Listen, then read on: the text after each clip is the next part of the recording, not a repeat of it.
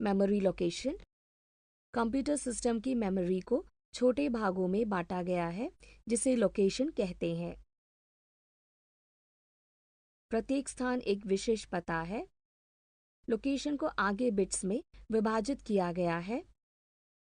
विभिन्न computer system के विभिन्न लोकेशन साइज होते हैं, जैसे 8 से 64 बिट्स हैं। Computer memory. बिट एक बाइनरी अंक है जो या तो 0 या 1 होता है। बाइट एक बाइट बनाने के लिए कॉन्सेक्यूटिव संख्या बिट्स को जोड़ना पड़ता है। सबसे अधिक इस्तेमाल किया संयोजन 8 बिट की है। मुख्य स्मृति के आकार किलोबाइट, केबी, मेगाबाइट, एमबी और गीगाबाइट, जीबी में दी गई है। Primary storage, internal memory, main memory.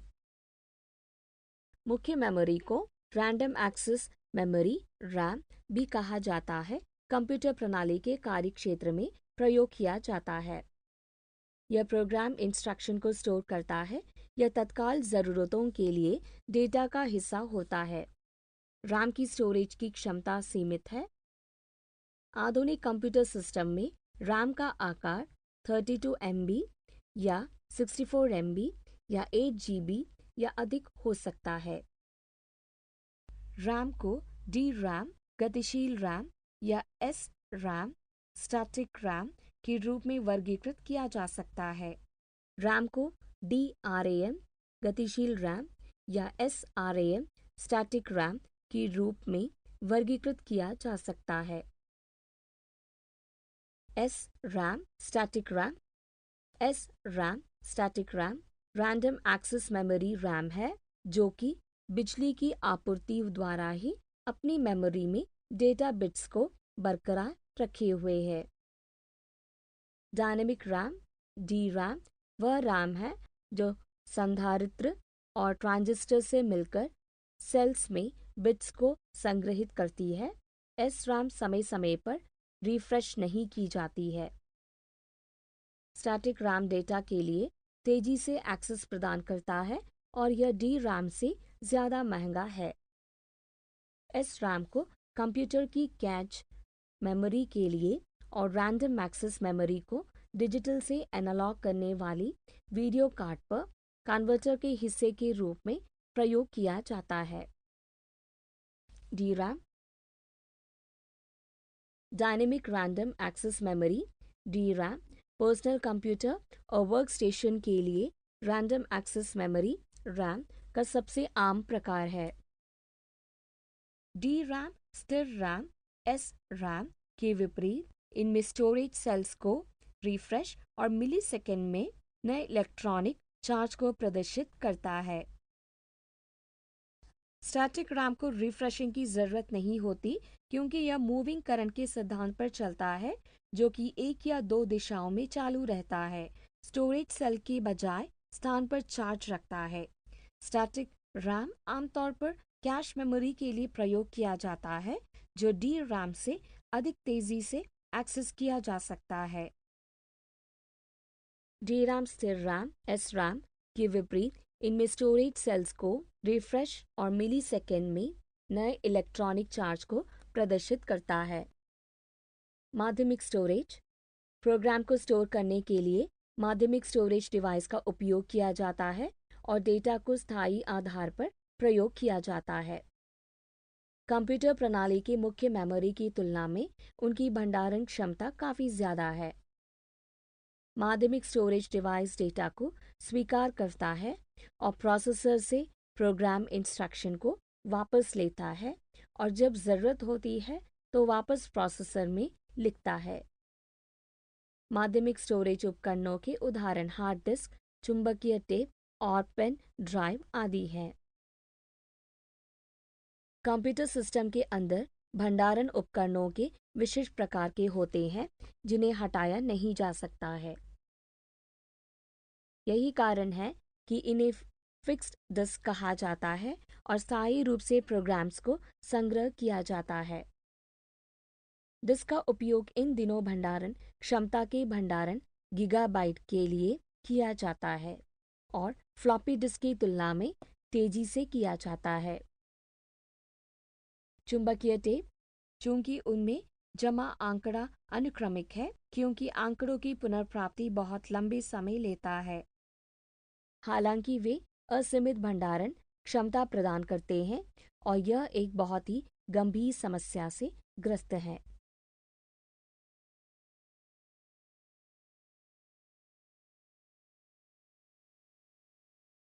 इसे अभिलेखीय बैकअप भंडारण के लिए इस्तेमाल करते हैं।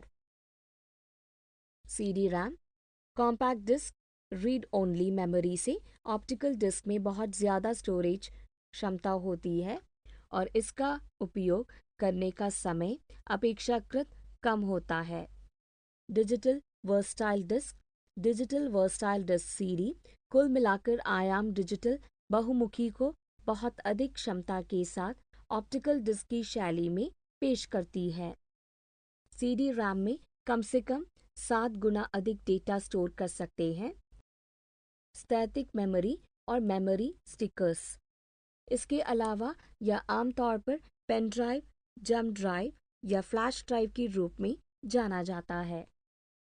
यह बिजली जाने के बाद भी जानकारी को बरकरार रखता है।